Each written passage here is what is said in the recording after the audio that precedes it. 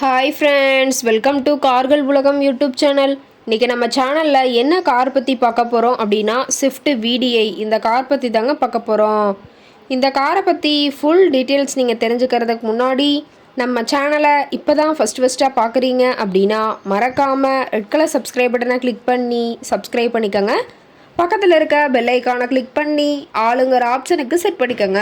அப்போ தான் நம்ம போடுற டெய்லி வீடியோஸ் உடனுக்குடனே உங்கள் மொபைலுக்கு வந்து சேரும். இப்போ நீங்கள் பார்த்துட்ருக்கக்கூடிய கார் ஸ்விஃப்ட் VDI. இந்த காரோட பிராண்ட் அப்படின்னு பார்த்தீங்கன்னா மாருதி சுசுகி பிராண்டுங்க. காரோட மாடல் ஆஃப் தி இயர் அப்படின்னு பார்த்தீங்கன்னா 2012 மாடலுங்க. ஓனர் அப்படின்னு பார்க்கும்போது சிங்கிள் ஓனர் தாங்க.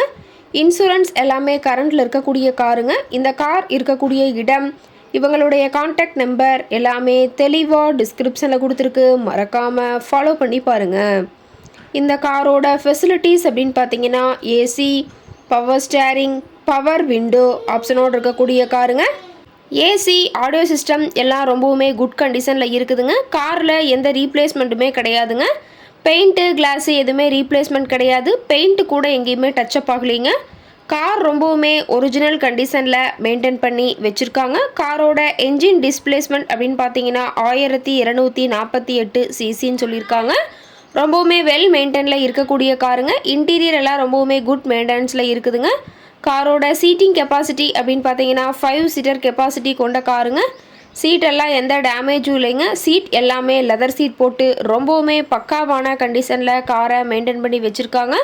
சீட்டோட வியூ எல்லாம் தெளிவாக வியூ பண்ணியிருக்காங்க. காரோட நம்பர் அப்படின்னு பார்த்தீங்கன்னா TN 41 AE 4330ங்க. பொள்ளாச்சி RTOவில் ரிஜிஸ்ட்ரேஷன் ஆன வண்டிங்க. ரொம்பவுமே வெல் மெயின்டைனில் இருக்கக்கூடிய காருங்க.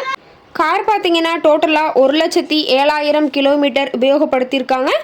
டயர் கண்டிஷன் அப்படின்னு பார்க்கும்போது 4 டயருமே ஒரிஜினல் டயருங்க.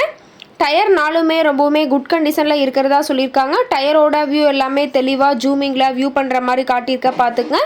மைலேஜ் எவ்வளோ கிடைக்குன்னு பார்த்தீங்கன்னா 28 கிலோமீட்டர் பர் லிட்டருக்கு கிடைக்குன்னு சொல்லியிருக்காங்க. மேக்ஸிமம் பவர் அப்படின்னு பார்த்தீங்கன்னா 4000 RPMங்க.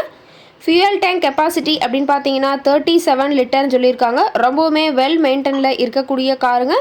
காரோட எல்லா வியூமே தெளிவாக வியூ பண்ணுற மாதிரி காட்டியிருக்காங்க. முழு வீடியோவையும் ஸ்கிப் பண்ணாமல் பார்த்தீங்கன்னா காரை பற்றிய முழு தகவலையும் நீங்கள் தெளிவாக தெரிஞ்சுக்க முடியுங்க.